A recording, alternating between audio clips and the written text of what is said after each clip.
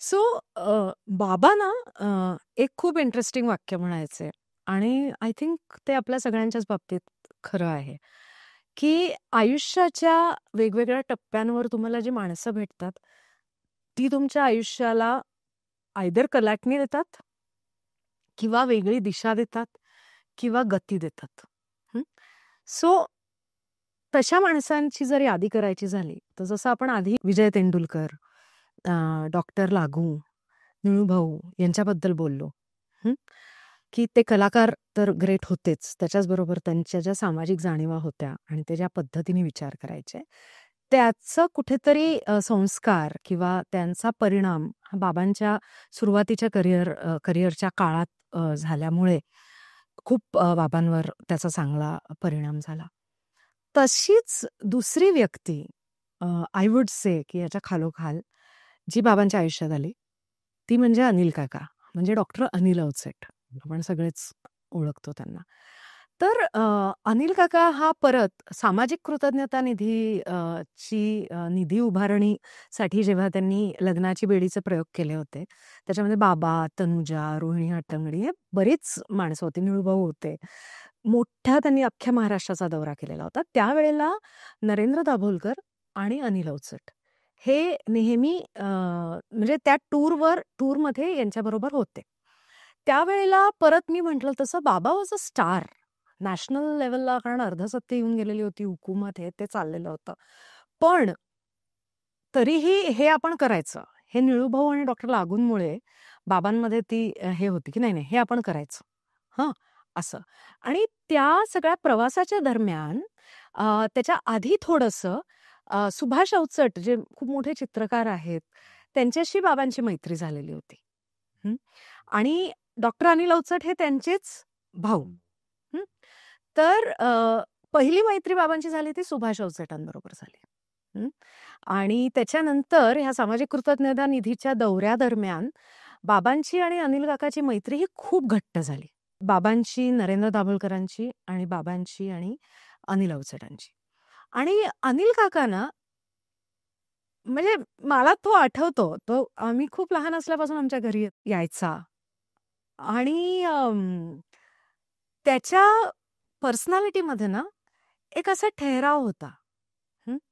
म्हणजे तो पुढे-पुढे तो अत्यंत चंचल पण होता.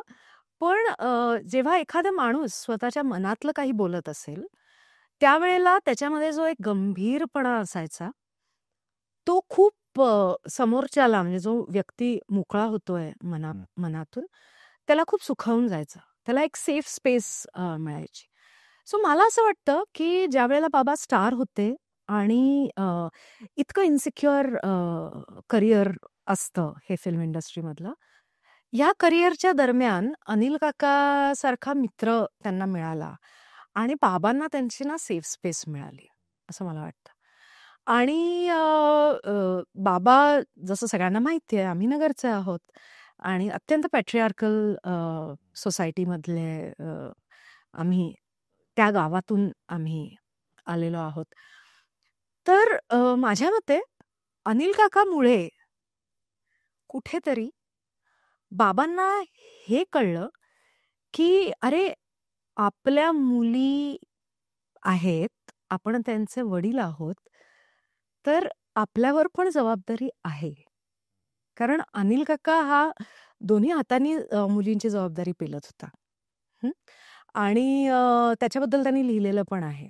आणि त्याची एक पद्धत होती. तो कधीच असं शिकवायला जायचा नाही अनिल काका.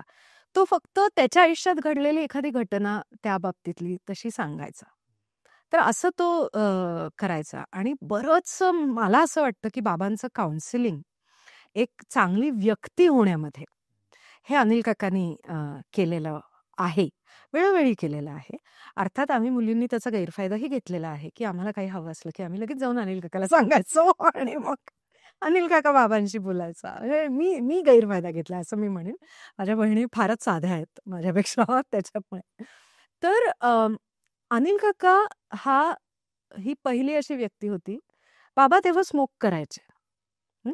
आणि आपल्या इंडस्ट्रीमध्ये it is very common. Smoking common आहे, दारू पिणं कॉमन आहे, सगळंच कॉमन आहे. आणि अनिल काका म्हणजे हाडाचा कार्यकर्ता.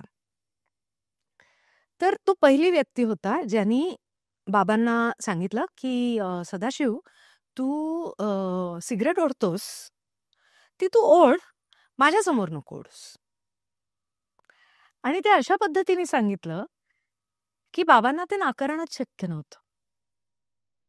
हं.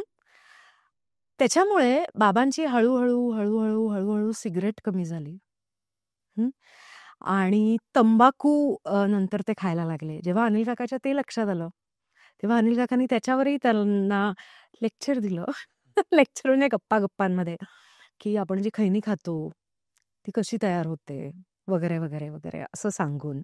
एकंदर त्या प्रकाराबद्दल घृणा निर्माण व्हावी मनात, अशा पद्धतीने अनिल काकांनी त्यांना सांगितलं. आणि त्यात त्यात तेही ऐकलं.